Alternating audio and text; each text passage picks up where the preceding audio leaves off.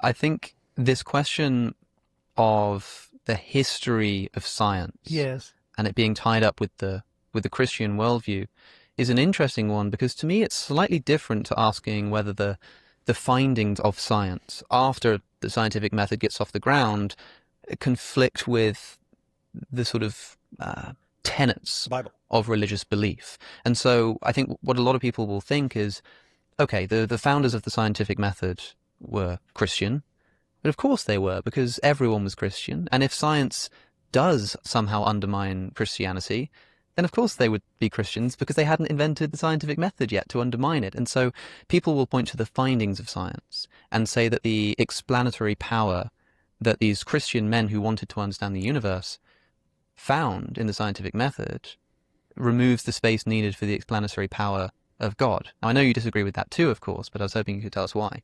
Hey, that's actually interesting, and that is one of the important responses. So there's kind of two things. There's kind of two things there. So on the one hand, you could agree because it's indisputable that the pioneers of the scientific revolution were a bunch of Christians, right? You had Catholics, you had Protestants, you had a couple of heretics, but they all believed in God and they all believed in the Bible.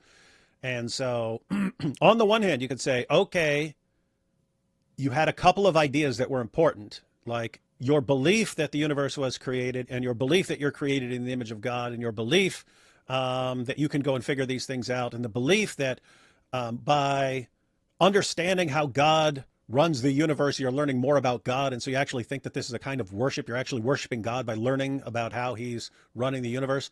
You could grant all that and say, yes, that helped science get off the ground. But after science got off the ground, it took away the need for belief in God. So that's one kind of claim. The other kind of claim he just made was, well, everyone was a Christian back then. So, of course, the people coming up with science were Christians. People were Christians back then. That part's just total nonsense, right? You had, because guess what? You had tons of people beforehand, before Christians were there, and you had tons of people in different parts of the world.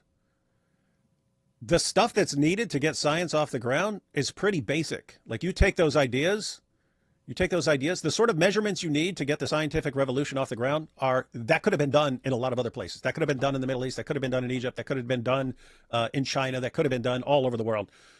People just didn't do it. So anyway, the point is there's something different about that group of Christians that they did something that other people weren't doing. People had the opportunity, they didn't do it. Why did this group did it? Well, if you ask them, they tell you because we had certain beliefs that convinced us that we can actually figure this whole thing out.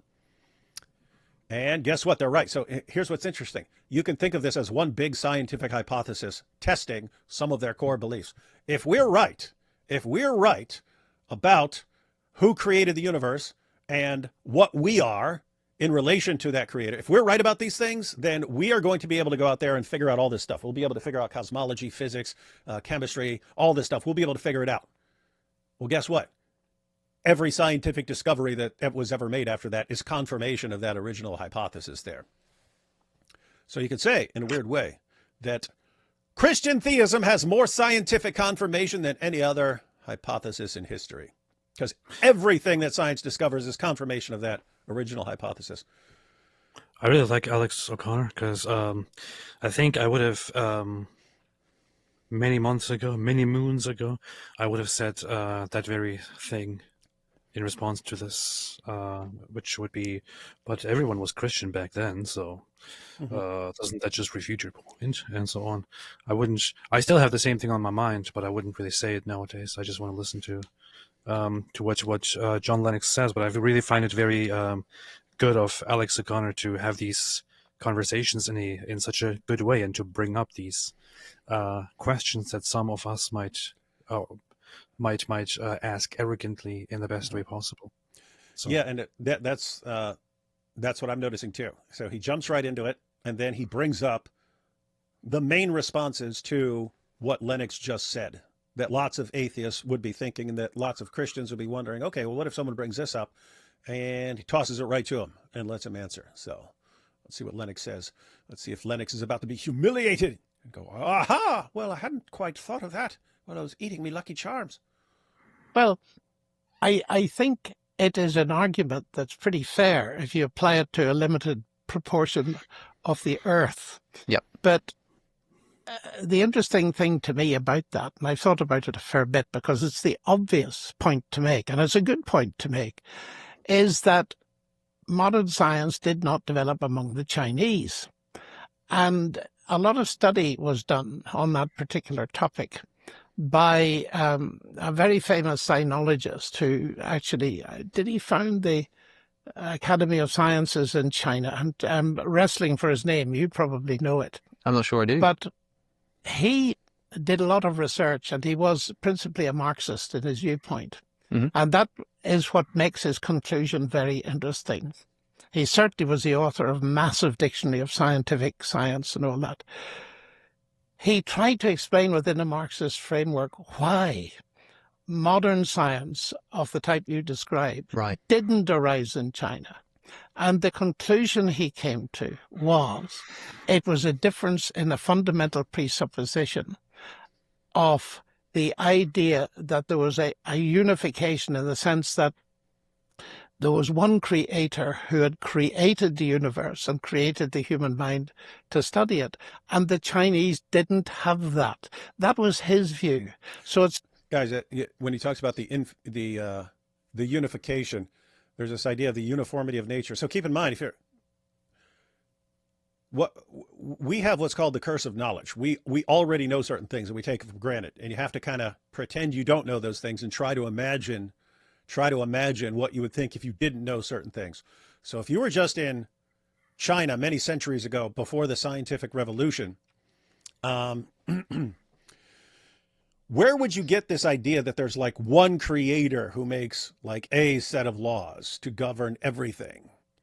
It's like, I mean, back in the day, people thought there were completely different rules for like here on Earth and then for up in the stars.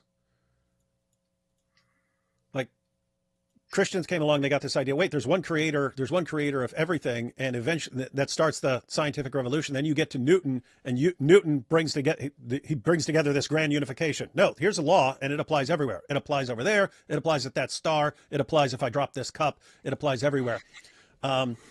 So anyway, Lennox is saying that you had a communist trying to figure out why the scientific revolution didn't happen in China, and it's because they had a different idea. They didn't have an idea that there's like sort of one thing, whatever it is, that is the source of everything else, and therefore you get no unification. So guys, just keep in mind, why wouldn't you think, if you had no clue what the causes of the universe were, why wouldn't you think that, you know, the laws here are going to be, the laws of nature here are going to be different from the laws of nature on like Mars or on a star, something like that?